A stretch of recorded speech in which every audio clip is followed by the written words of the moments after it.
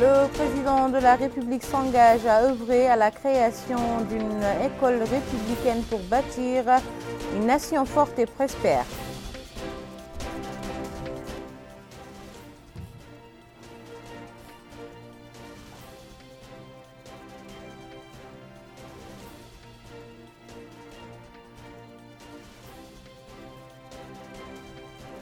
Le Premier ministre rencontre les ambassadeurs du Brésil et de l'Iran dans notre pays. Les moyens de développer les relations de coopération existantes entre les deux pays au cœur des discussions. Le ministre de l'Équipement et des Transports s'enquiert de l'avancement des travaux de la route Nouakchott-Tchigint.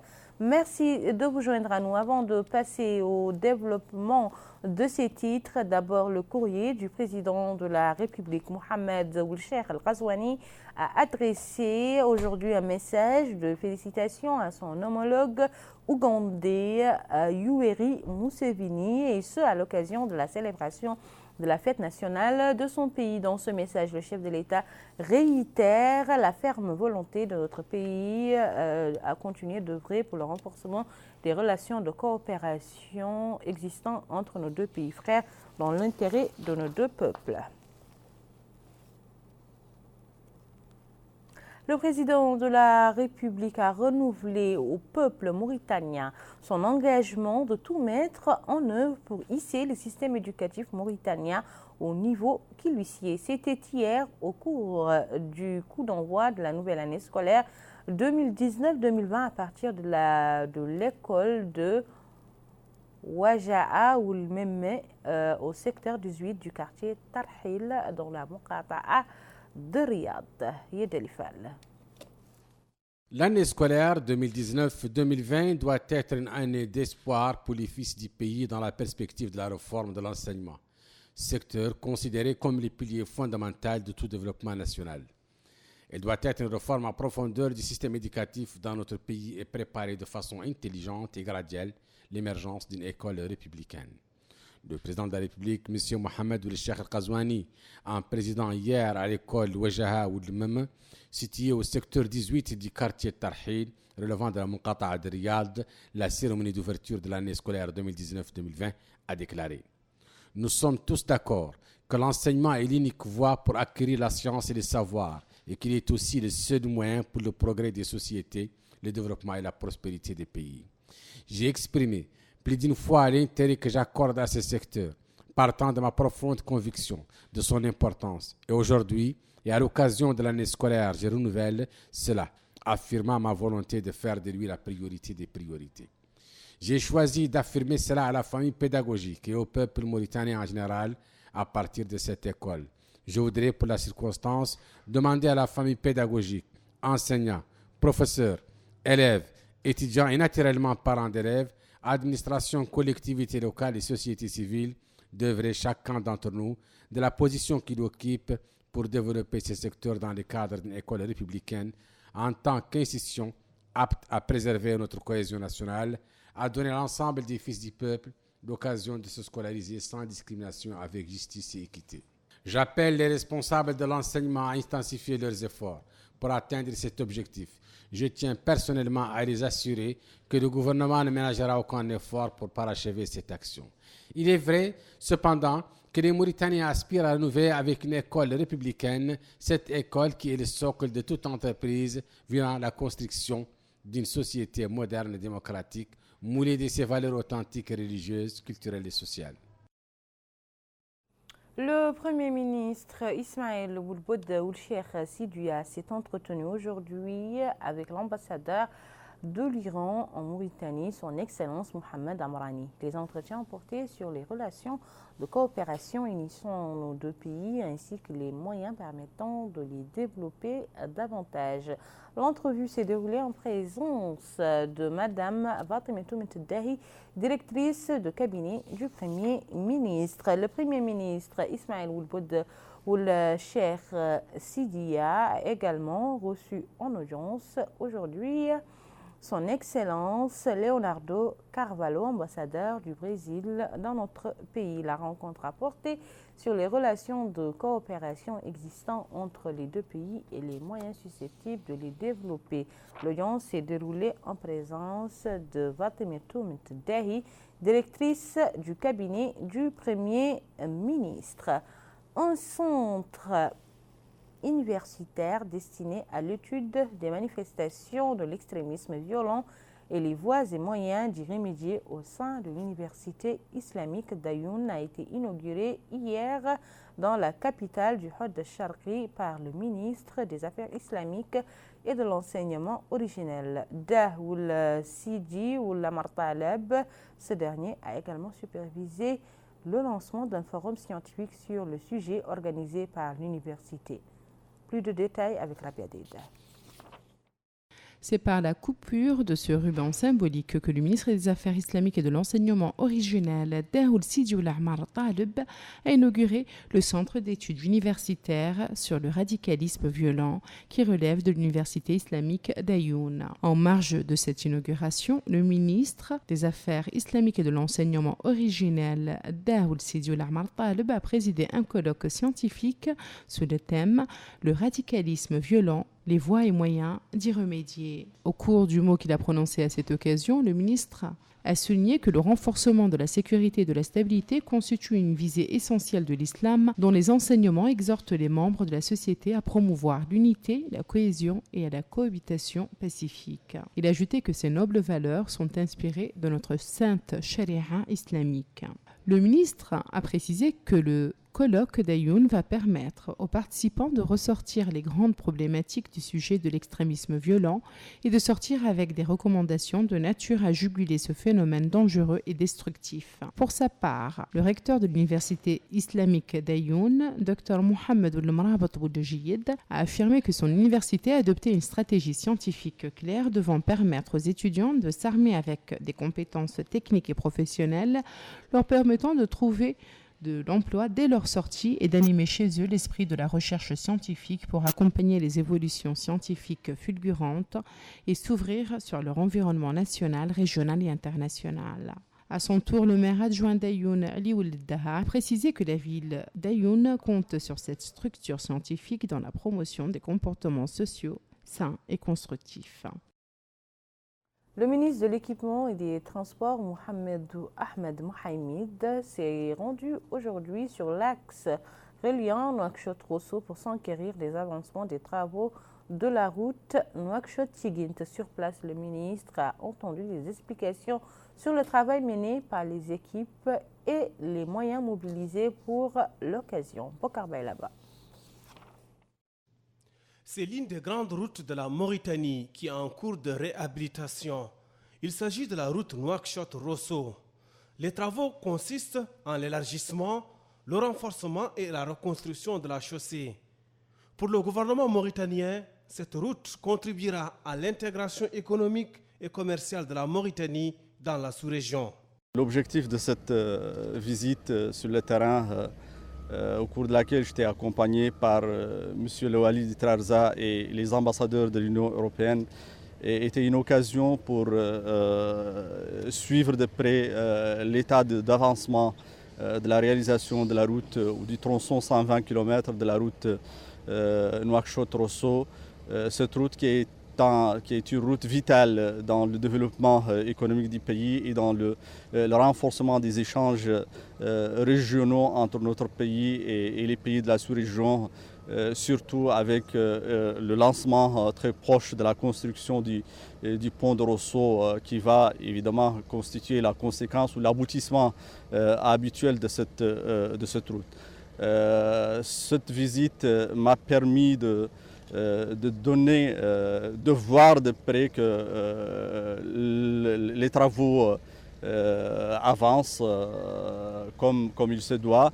Et l'occasion m'a été offerte pour que je prodigue en quelque sorte les orientations très claires de Son Excellence, Monsieur le Président de la République, qui a été reprise dans le cadre de la déclaration de politique générale du Premier ministre qui oriente à ce que les délais d'exécution des routes soient respectés et que les routes soient réalisées selon les normes et les standards établis dans le cadre des conventions signées entre le maître d'œuvre et l'entreprise. Cette reconstruction s'inscrit parfaitement dans le cadre de l'appui de l'Union européenne accordé au secteur des transports en Mauritanie. C'est une visite de terrain pour effectivement voir l'état d'avancement de ce chantier important, de cette route, qui est une route vitale pour l'économie nationale, mais aussi pour l'économie régionale, comme a dit si bien le ministre. Donc nous avons pu constater que les choses avancent bien, que le chantier avance, malgré quelques retards que nous espérons pourront être comblés rapidement pour que la route puisse être mise en œuvre le plus rapidement possible au bénéfice des populations et du commerce et de l'économie nationale. Nous avons pu aussi vérifier l'impact que cette route a au niveau par exemple de l'emploi. Nous avons pu vérifier qu'un grand nombre de main-d'œuvre sont employées mauritaniennes et que la valeur ajoutée aussi en termes de commerce, de tout ceci fait qu'il y a clairement un impact aussi important au niveau de l'économie nationale. Les travaux de réfection du tronçon de la route Nouakchott-Rosso sont financés par l'Union européenne à hauteur de 51 millions d'euros. Les travaux s'achèveront en mai 2020. En somme, la reconstruction de cette route s'inscrit dans la stratégie des efforts engagés par la Mauritanie pour assurer son désenclavement interne et favoriser l'intégration sous-régionale.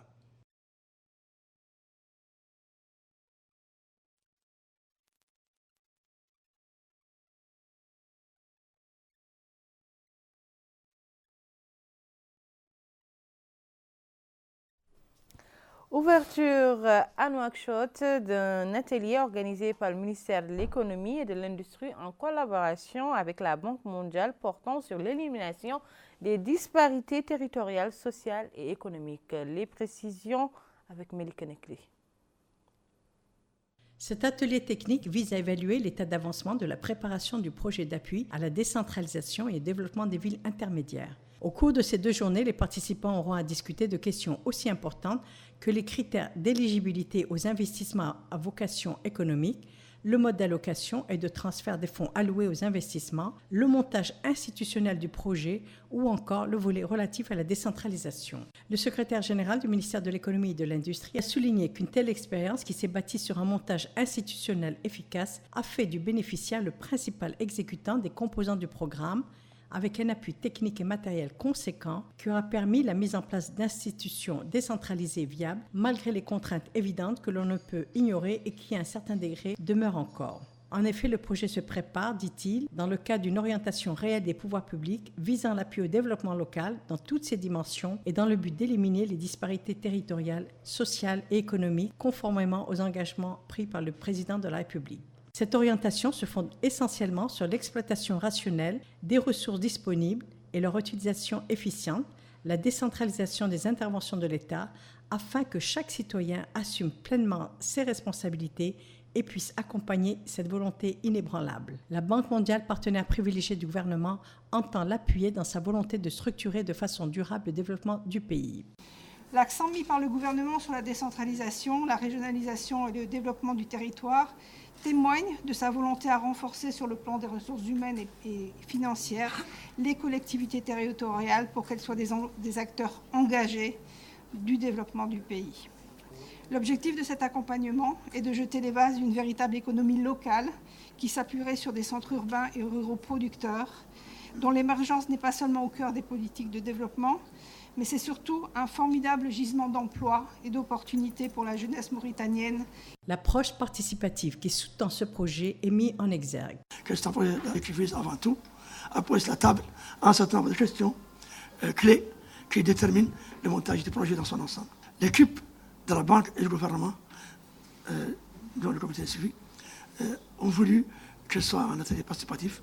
Cette rencontre de personnalités de divers horizons, notamment d'experts de la Banque mondiale, de membres du comité de suivi de la préparation du projet, des présidents des conseils régionaux et des maires, devrait pouvoir donner vie à ce projet essentiel au développement du pays.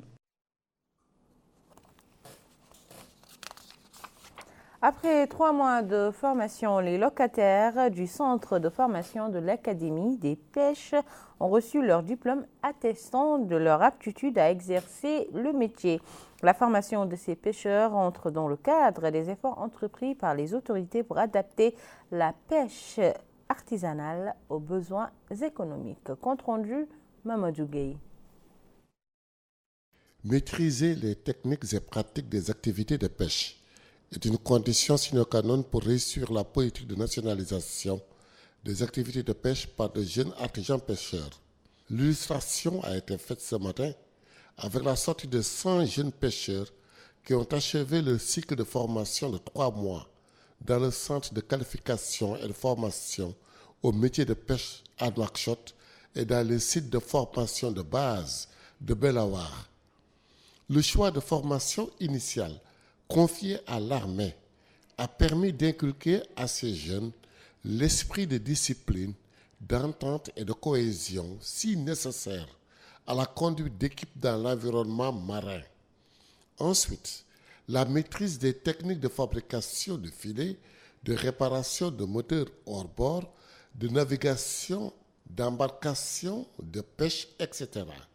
Et au terme de ce processus, les jeunes ont obtenu ce matin le diplôme de fin de formation des mains des responsables du ministère des Pêches, du colonel commandant de l'Académie navale, du directeur du centre de qualification et de la formation au métier de pêche et des représentants ainsi que des partenaires. Dans son discours, la secrétaire générale du ministère des Pêches s'est félicitée de cette initiative qui rentre dans le cadre des objectifs que s'est fixé l'État, à savoir offrir de l'emploi, améliorer les conditions de vie des jeunes en leur permettant d'acquérir des formations diplômantes. Elle a également remercié l'Académie navale et son centre de formation pour la qualité de l'enseignement dispensé. Le colonel commandant de l'Académie navale a rappelé la mission de son institution.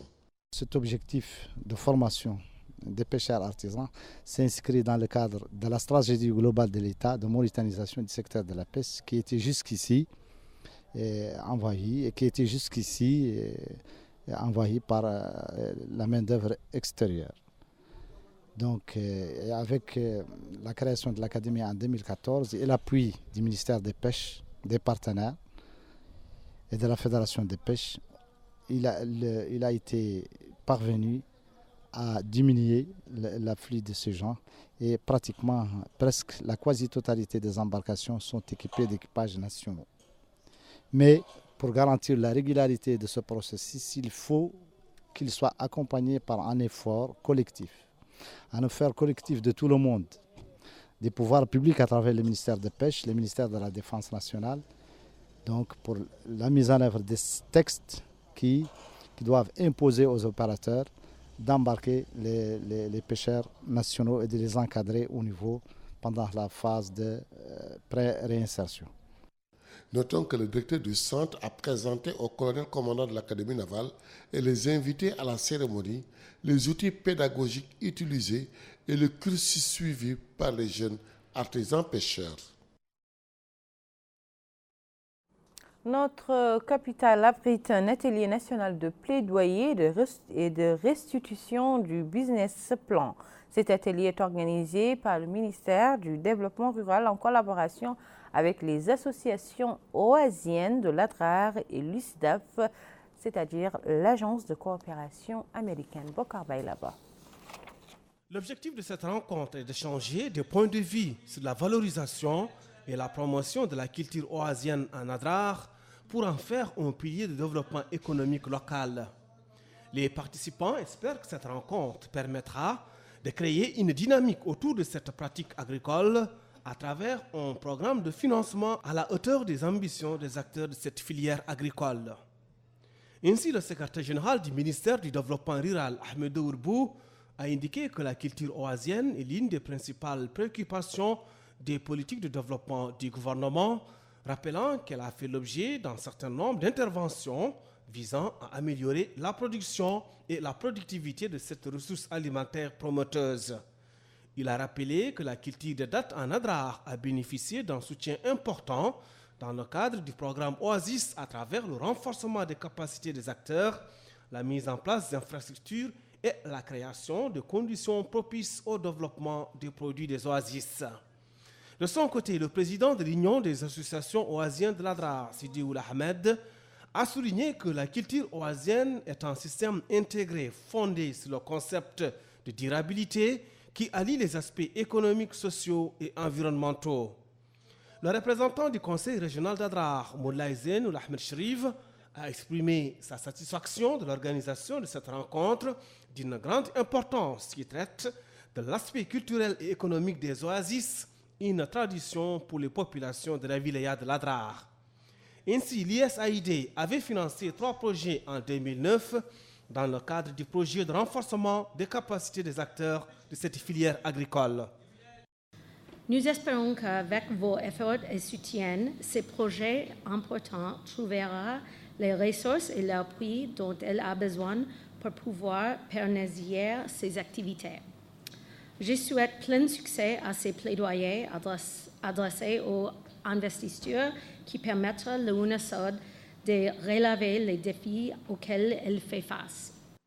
Pour rappel, l'ADRA possède le plus grand nombre d'oasis, ce qui lui permet d'occuper le premier rang dans la production des dattes à hauteur de 45% et de couvrir 38% de la production nationale.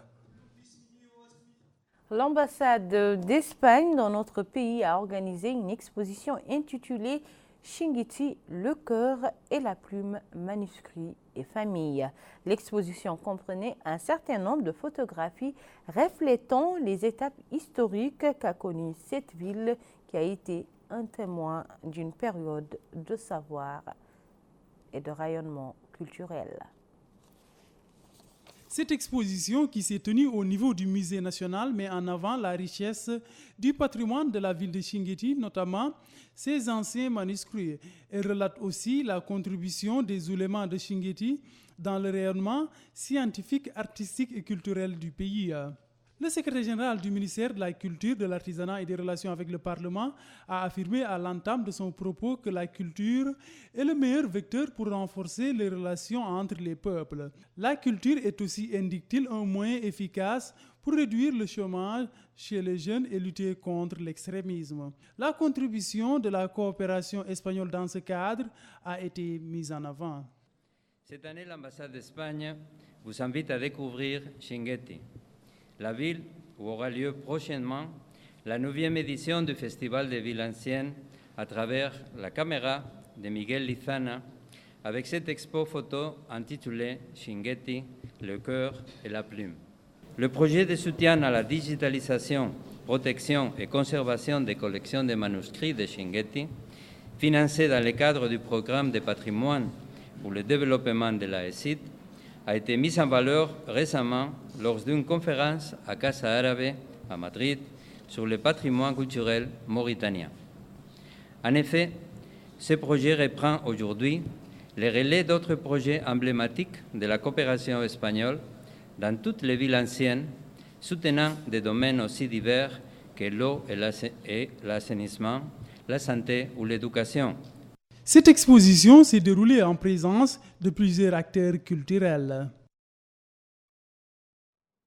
Nous vous laissons à présent découvrir les quantités de pluie enregistrées au cours de ces dernières 24 heures dans nos wilayas.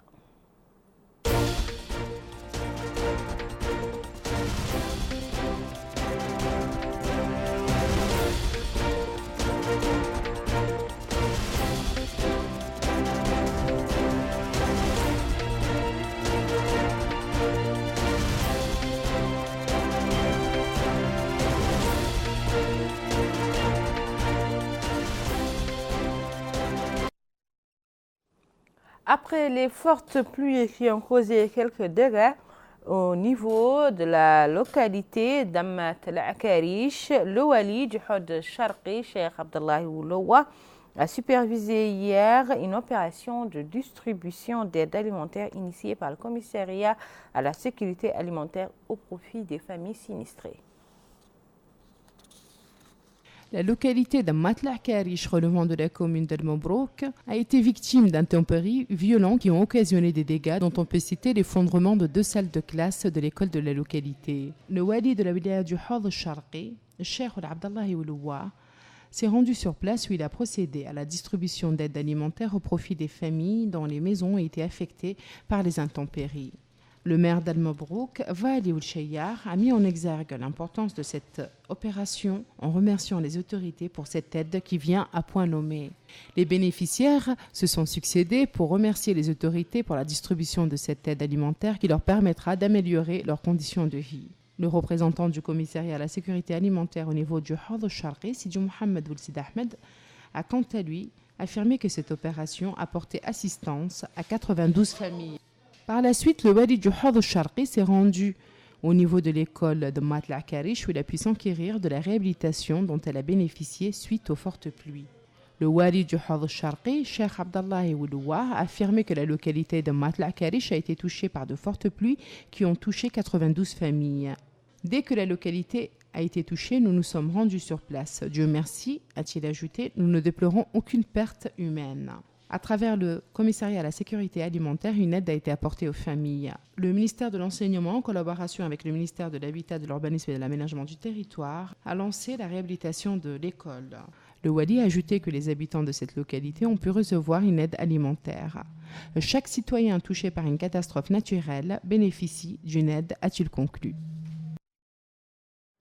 Les vendeurs des manuels scolaires se frottent les mains en cette période de l'année. L'augmentation de la demande est due à la rentrée scolaire que les parents préparent en disponibilisant les fournitures scolaires pour leurs enfants. Dans la ville de Nouadhibou, l'attention se porte sur les stands de l'Institut national de l'éducation qui vend des manuscrits à des prix subventionnés. Les livres scolaires sont très importants dans le cadre de la formation des élèves. Cet outil pédagogique est nécessaire pour le suivi des classes et reste primordial pour l'apprenant afin qu'il puisse réviser ses cours à la maison. Les parents d'élèves ne se lassent pas pour trouver ces documents pour leur progéniture afin qu'ils étudient dans de très bonnes conditions. C'est le cas de cette mère de famille qui dit s'être rendue au niveau des papeteries, mais pour une copie de l'exemplaire des manuels scolaires, on l'a demandé de débourser 300 émerus. Pour la version originale, elle coûte, dit-elle, 500 émerus.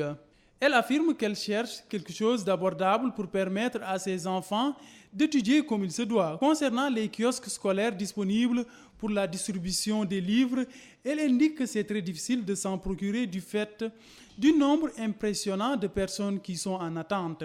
Cet autre habitant dit que le manuel scolaire est très important. L'État, dit-il, doit tout faire pour que ces documents soient disponibles. Du côté de la représentation régionale de l'Institut pédagogique national, plusieurs livres sont emballés et sont encore sur les lieux. Le directeur de l'Institut pédagogique national, Esman Ouljidou, a précisé que pour toute la wilaya de Dakhla Nouadhibou, 37 235 manuels scolaires sont disponibles. Il existe, souligne-t-il, 4 kiosques, dont 2 à Nouadhibou, 1 à Boulanoir et 1 à Chamille. Pour les apprenants, dit-il, ils sont obligés de présenter une photo et une attestation d'inscription prouvant qu'ils sont élèves et bien inscrits pour l'année scolaire en cours. Le directeur a enfin affirmé que la distribution des manuels va débuter le 22 octobre courant. L'ONG Qouloub Mohsina a distribué des cartables aux orphelins de la ville de Nouadhibou et ce à l'occasion de l'ouverture de la nouvelle année scolaire. Lors de la cérémonie de distribution, les dirigeants de l'association ont évoqué les domaines de leur intervention qui incluent notamment un soutien aux malades et aux nécessités et un soutien aux mosquées de la ville de Nouadhibou. Les intervenants ont également salué l'effort social et se sont déclarés prêts à accompagner l'association dans ses interventions au niveau de la ville de Nouadhibou.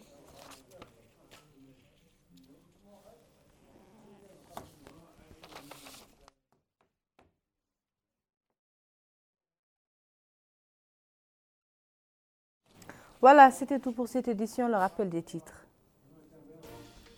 Le président de la République s'engage à œuvrer à la création d'une école républicaine pour bâtir une nation forte et prospère.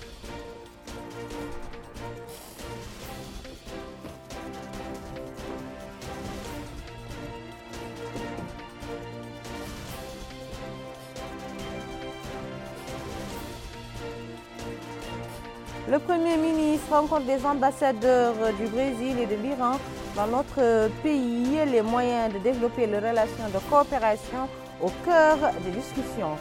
Le ministre de l'Équipement et des Transports s'enquiert de l'avancement des travaux de la route Nouakchott-Tigint.